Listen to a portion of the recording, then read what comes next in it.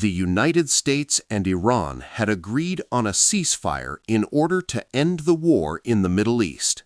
However, at the latest point reached, it seems that such a situation will not happen. U.S. Vice President J.D. Vance, in a statement regarding the direct negotiations held with Iran in Islamabad, the capital of Pakistan, said no agreement could be reached and he would be returning. President Trump has announced that as of now, the United States Navy, the most powerful navy in the world, will begin the process of blockading all ships entering and leaving the Strait of Hormuz.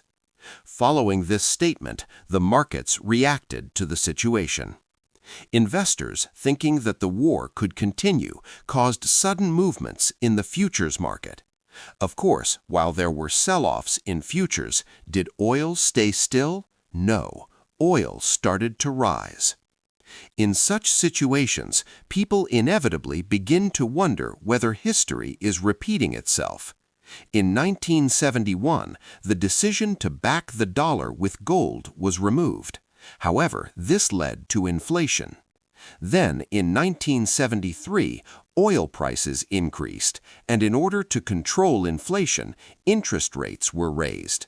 This brought serious difficulties to the country's economy, causing declines in fundamental economic activities such as production, employment, income, and sales, and the stock market was also heavily affected by this.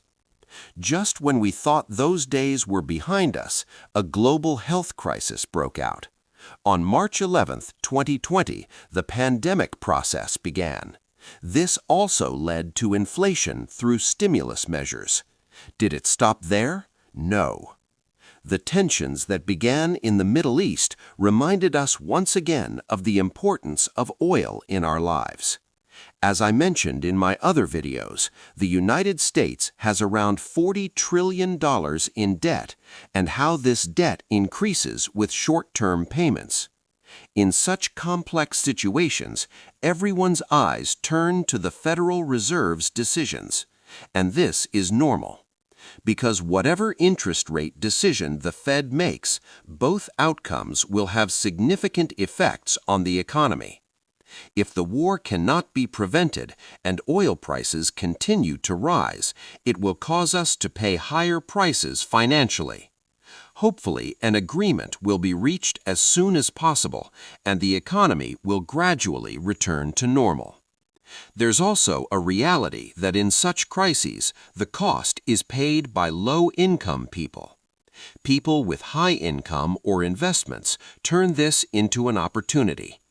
If you have money set aside, you can grow it by making long-term investments. In such a major crisis, in 2008, a global crisis emerged due to the bursting of the housing bubble in the United States and the inability to repay mortgage loans.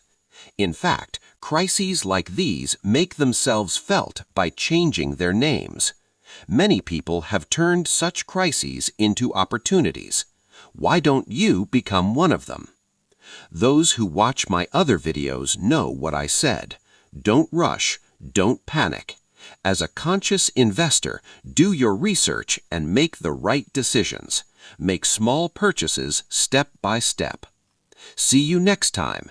Don't forget to subscribe and turn on notifications.